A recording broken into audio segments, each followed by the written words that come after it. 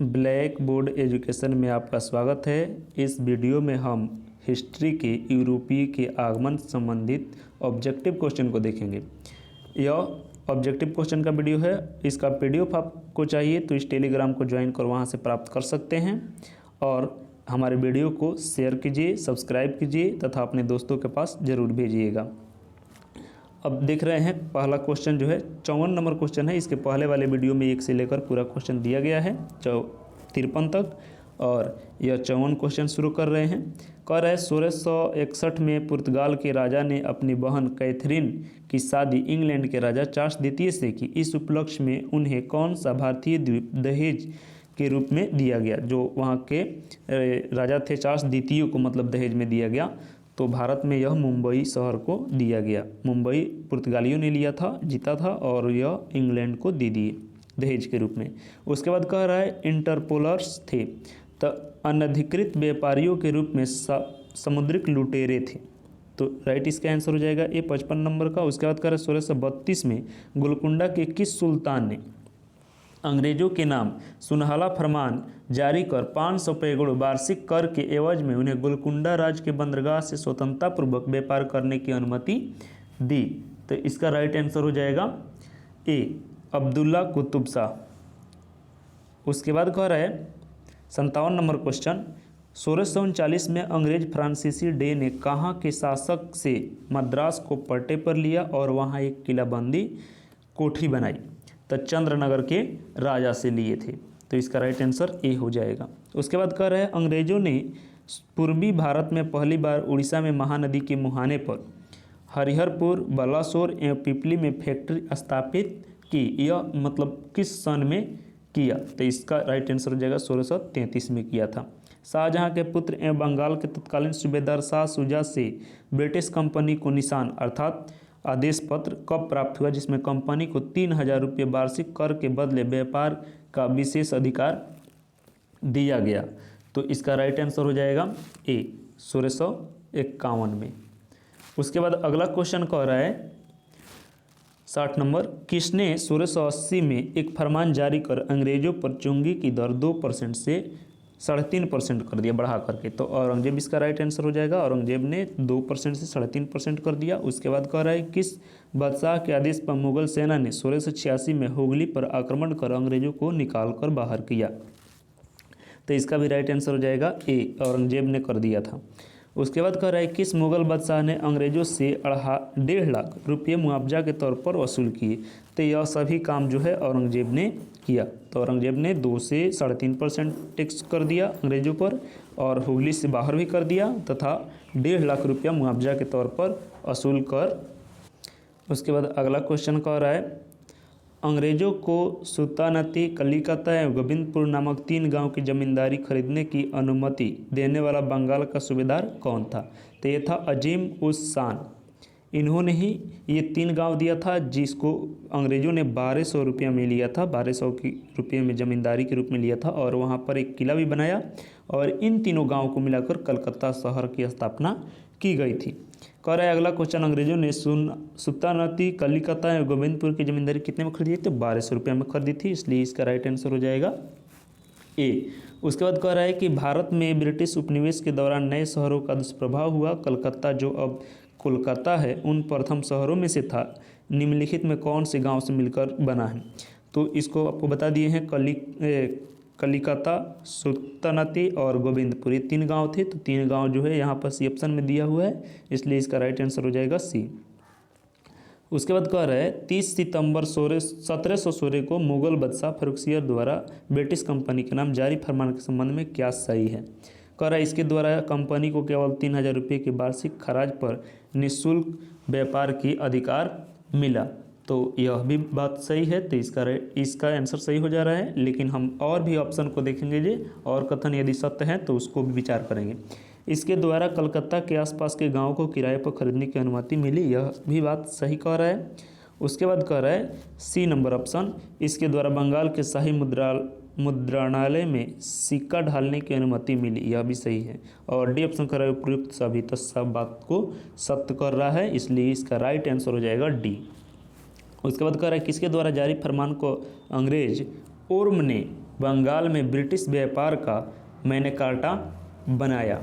तो इसका right answer हो जाएगा फर्रुखसियर द्वारा जारी फरमान, इसके द्वारा जारी फरमान के द्वारा ही यह किया गया। निम्नलिखित में कौन से अंग्रेज जहांगीर के समय भारत में नहीं आया था? ठीक है, तो इसका राइट आंसर हो जाएगा डी, रॉल्फ फिच। यह अकबर के दरबार में आया था रॉल्फ फिच, इसलिए इसका राइट आंसर डी होगा।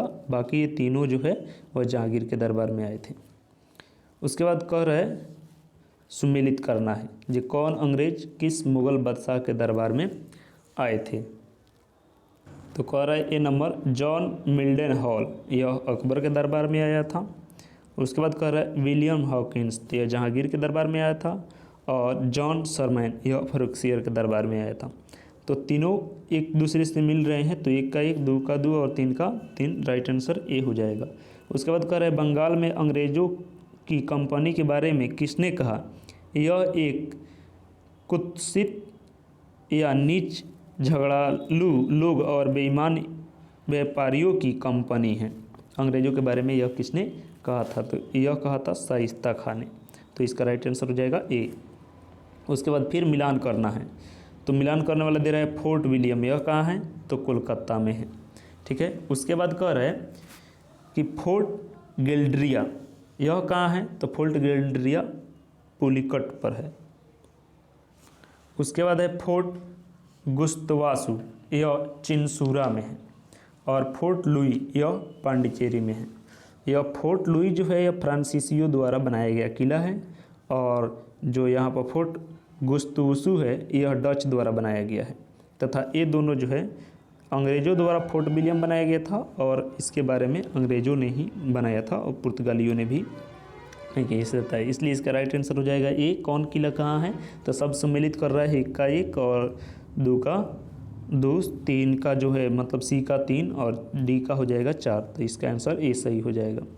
उसके बाद कह रहा है 72 नंबर, फ्रांसिस मार्टिन ने बीजापुर के सुल्तान सिकंदर आदिल शाह के अधीनस्थ वेलिकोंडापुर के मुस्लिम सूबेदार शेर खालूदी से पर्दुचेरी नामक एक छोटा गांव प्राप्त किया।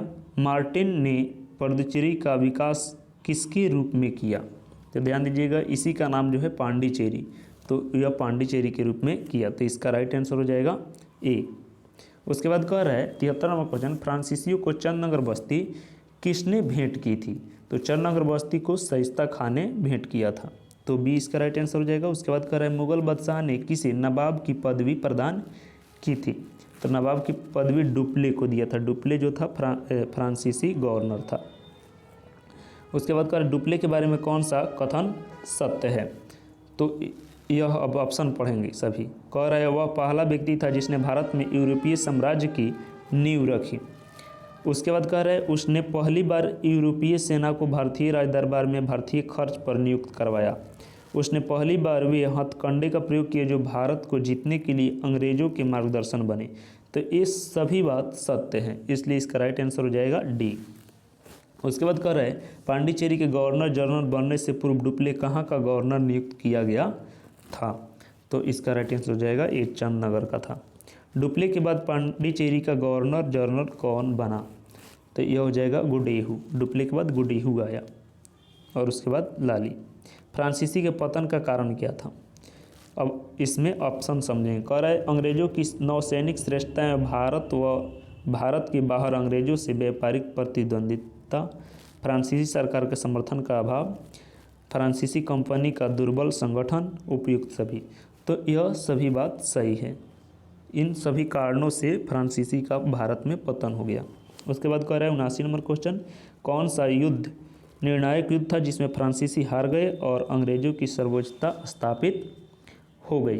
तो इसका राइट आंसर हो जाएगा ए, वांडीवास का युद्ध। वांडीवास का युद्ध 1760 में हुआ अंग्रेजों और फ्रांसीसियों के बीच, जिसमें फ्रांसीसी हार गए।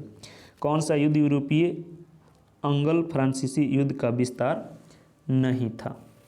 तो इसका राइट आंसर हो जाएगा द्वितीय कर्नाटक युद्ध, यह नहीं था।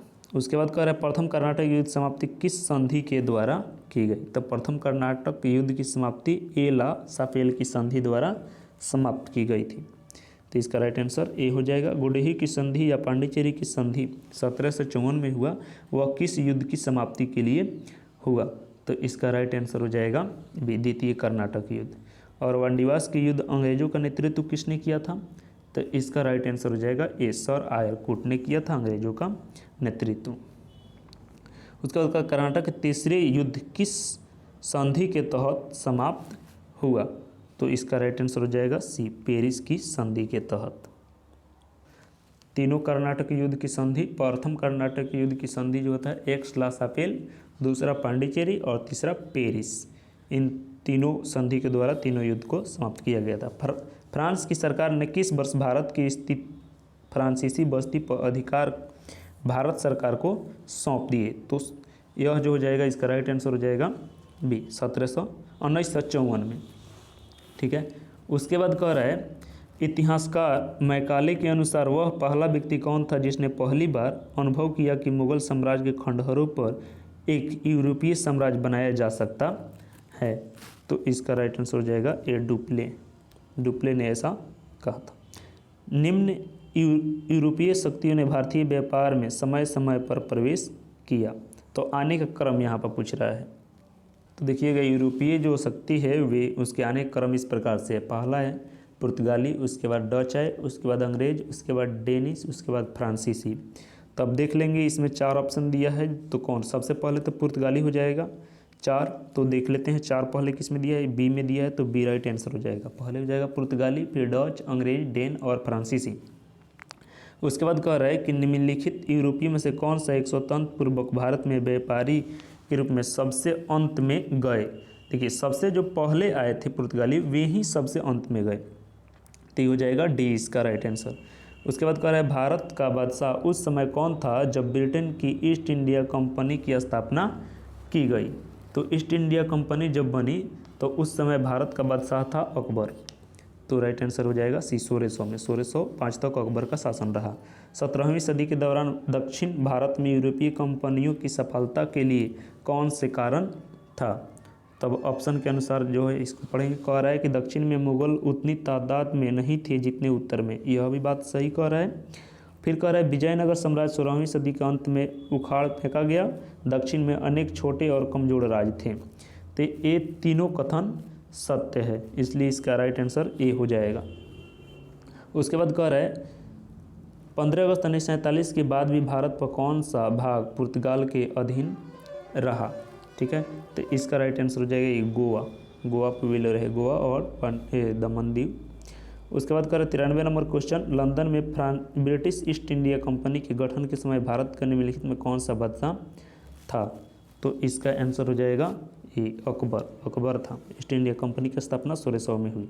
वांडीवास के युद्ध 1660 में हुआ, इसमें किसने किसको हराया? तो वांडीवास का युद्ध यह ब्रिटिशों ने फ्रेंच को हराया, अंग्रेजों ने फ्रांसीसी को हराया। तो सी इसका आंसर हो जाएगा।